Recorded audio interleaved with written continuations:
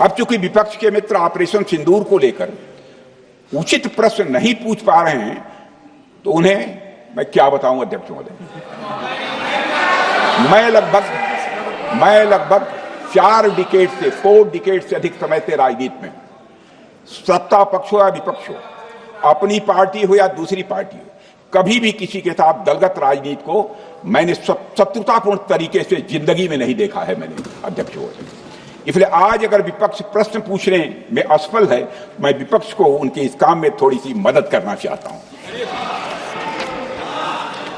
अध्यक्ष महोदय, मैं विपक्ष के अपने सम्मानित साथियों से यह कहना चाहता हूं कि यदि आज हम लोग सत्ता पक्ष में हैं, तो ऐसा नहीं है कि हम हमेशा सत्ता पक्ष में ही रहेंगे। यह आवश्यक नहीं है, किसी के लिए आवश्यक नहीं है। एक लंबा समय हमने विपक्ष का काम किया है, एक लंबा समय हमने सरकारों से सवाल पूछने में लगाया है।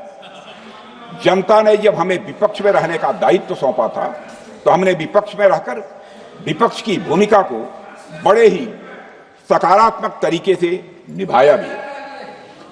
अध्यक्ष महोदय, विपक्ष में रहकर हमने कैसे प्रश्न पूछे, इसके कुछ उदाहरण मैं यहां रखना चाहता हूं। 1962 में अध्यक्ष महोदय, चीन के साथ हुए युद्ध में जब दुखद परिणाम आया, तो हमने उस समय की सरकार से यह पूछे थे, लेकिन वह प्रश्न यह था कि हमारे देश की धरती पर दूसरे देश का कब्जा कैसे हुआ।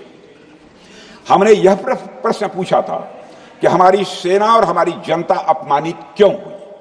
हमने यह प्रश्न पूछा था कि बड़ी संख्या में हमारे सैनिक हताहत कैसे हुए।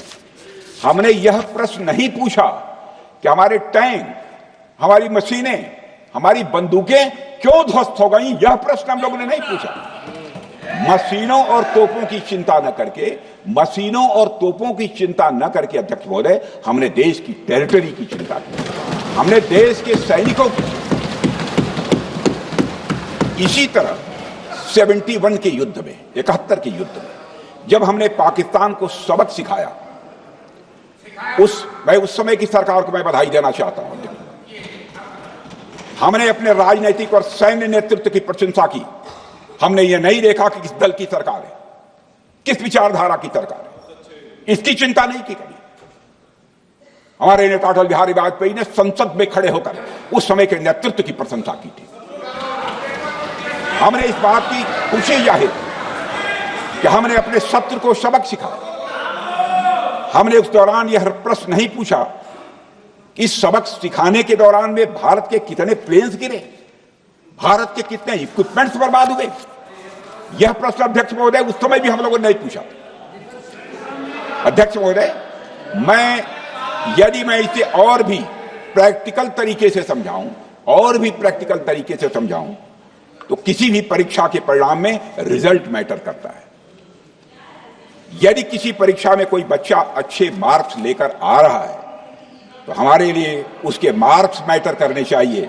हमें इस बात का ध्यान नहीं रखना चाहिए कि एग्जाम के दौरान उसकी पेंसिल टूट गई थी या उसकी पेन खो गई।